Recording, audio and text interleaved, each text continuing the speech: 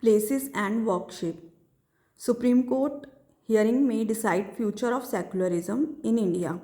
A special bench of the Supreme Court of India, headed by Chief Justice of India, Sanjeev Khanna, will begin hearing on 12 December.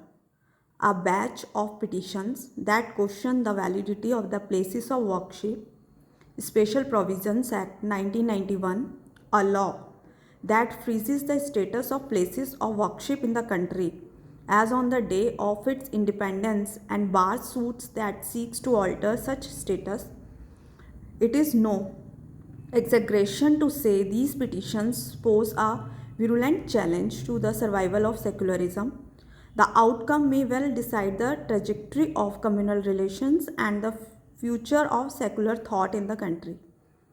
The 1991 Act does have some exemptions. It didn't apply to what was then the Babri Masjid Ram Janmabhoomi dispute, which ended in the favor of Ram Temple, nor does it apply to monument sites and remains covered by the Ancient Monuments and Archaeological Sites and Remains Act 1958. It will also not apply to any suit that has been finally settled or disposed of, any dispute that has been settled by the parties before the 1991 Act came into force, or to the conversion of any place that took place by acquiescence.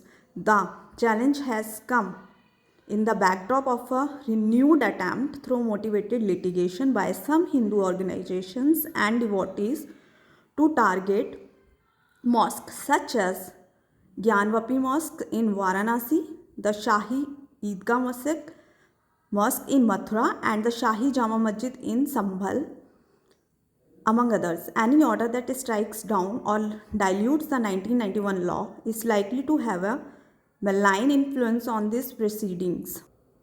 The petitions highlight the demolition of temples by invaders in the past and contend that many mosques have been built on their ruins.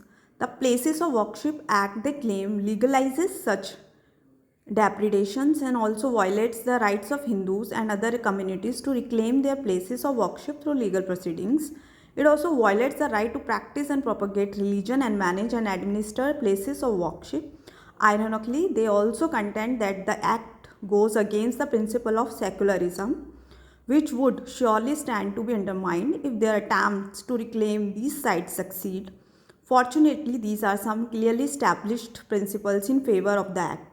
In its Ayodhya judgment, a 5-member bench observed that the law imposes a non-derogable obligation towards enforcing our commitment to secularism. It also called it a legislative intervention that preserves non-retrogression as an essential feature of our secular values. For the present, it doesn't have seemed likely that the court will depart from the Constitution's secular vision and Parliament's mandate against misusing judicial fora to remedy historical wrongs.